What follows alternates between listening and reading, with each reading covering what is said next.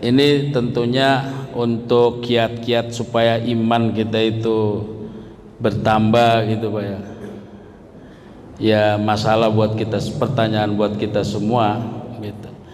Ya kalau kita kembalikan sih itu kan larinya hidayah dari Allah Pak. Bahwa setiap tahun baru Islam gitu kita kan harus adakan muhasabah Pak. Hasibu anfusakum qabla an tuhasabu. Hisablah dirimu sebelum dihisab orang lain.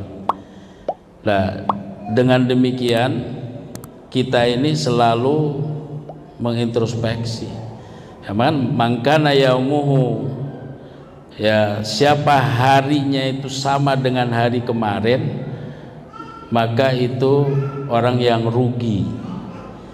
Siapa hari ini lebih baik daripada hari kemarin, dialah orang yang untung. Siapa hari ini lebih buruk daripada hari kemarin, maka orang itu sedang dilaknat. Dilaknat itu artinya kan jauh dari rahmat Allah Subhanahu wa taala. Jadi terutama gini Pak, kita kalau di dalam torekot itu untuk berhijrah itu dari tingkatan salik ya menuju majdub gitu Pak. Tetapi kan majdub itu bukan pilihan kita. Yang penting kita prestasi ibadah kita aja dulu dibangun. Dari mulai sholat 5 waktu, lalu kita lanjutkan tadarus Al-Quran. Ya amalan kita itu kan kisaran itu Pak. Apa sih kita? Sholat, baca Quran, sholawat gitu.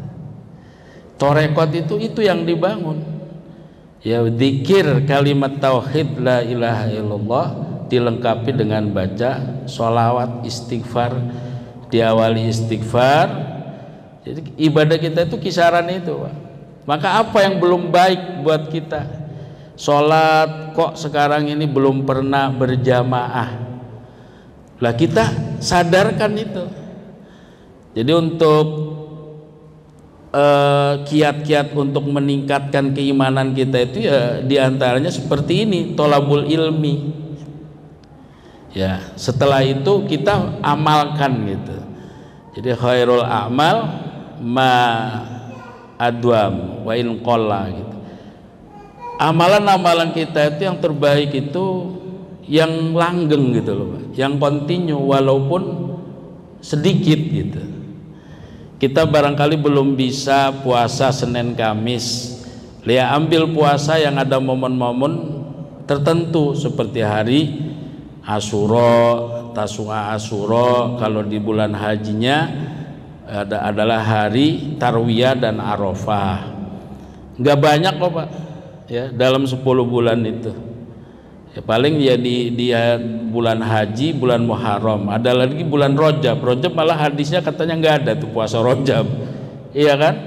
Sisanya sebulan puasa itu ya. Pokoknya kita amalan-amalan rutin itu yang harus kita bangun Pak, karena di dalam hadis itu mazala abdun yataqarrabu ilayya bin nawafil gitu kan, terus menerus hambaku bertakarrub kepada Allah dengan sunnah-sunnah ya, sampai dia semuanya Allah yang menggerakkan. Tangan dia adalah Allah yang menggerakkan, mulut dia Allah yang menggerakkan, kaki dia Allah yang menggerakkan. Ketika kita sudah bertakarrub kepada Allah dengan sunnah-sunnahnya, nah itu yang harus kita bangun.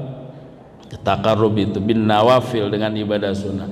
Jadi untuk kiat meningkatkan ya, muhasabah untuk memperbaiki ibadah kita itu dari yang wajib, yang sunnah. Yang wajibnya itu ya kalau kita kemarin sholat berjamaahnya baru 1 waktu maghrib, ya sekarang tambah sampai isya gitu. Kalau sudah ya sampai 5 waktu, itu kan idealnya seperti itu ya. Cuman kita untuk terus menerus begitu berat, maka kita ambil subuhnya gitu, jangan sampai sama sekali enggak gitu.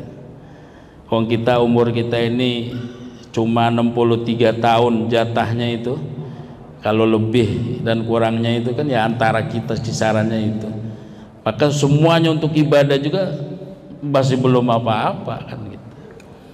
Jadi kita berintrospeksi itu manfaatnya supaya kita meningkatkan amalan-amalan soleh kita. Kalau di kajian tasawuf itu seperti dari syariat ke torekot, dari torekot ke hakikat gitu. Ketika kita syariatnya sudah sempurna Pak, makanya inamal amalu tadi tuh, bahwa semua amalan itu, semua amalan itu maksudnya syariat Pak ya, yang ada nilai ibadahnya.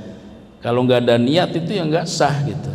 Kayak mandi besar nggak ada niatnya. Lalu apa bedanya mandi habis kerja sama mandi besar? Kalau nggak ada niat kan nggak ada bedanya gitu. Maka itu yang membedakan ibadah kita itu dengan aktivitas sehari-hari. Kalau ada niatnya berarti harus kalau mau bernilaikan ibadah harus ada niat kan gitu Pak. Nah itu barangkali salah satu kiat untuk tambah baik itu ya bermuhasabah tadi. Kalau saya ngambil dari doanya Abil Hasan Asadili gitu Pak ya. Beliau itu dalam doanya begini Pak, ana jahil fi ilmi wa anal miskin fil ghina gitu. Ya Allah, aku ini bodoh dalam kepintaranku dan aku ini miskin dalam kekayaanku. Nah ini kan sudah meningkat tuh Pak, dari kehidupan pada umumnya. Itu pengakuan ini bahwa semuanya ini milik Allah. Saya bodoh dalam kepintaranku gitu. Orang pintar aja bodoh di mata Allah, karena kepintaran itu dari Allah. Saya miskin dalam kekayaanku. Orang yang kaya aja miskin di mata Allah, karena kekayaannya dari Allah. Maka dat kita ini sesungguhnya Pak lemah aslinya. Dat kita ini sesungguhnya miskin. Dat kita ini sesungguhnya bodoh. Dat kita ini sesungguhnya hina. Maka ketika kita jadi orang alim itu aridun namanya, baru datang. Siapa yang memberi? Allah. Ketika orang itu mulia dengan kekayaannya itu artinya aridun. Aridun itu baru datang. Maka sesuatu hal yang baru datang, dalam bahasanya munajatnya Ibnu Athaillah, bisodadi zawal katanya, itu sama dengan nggak ada.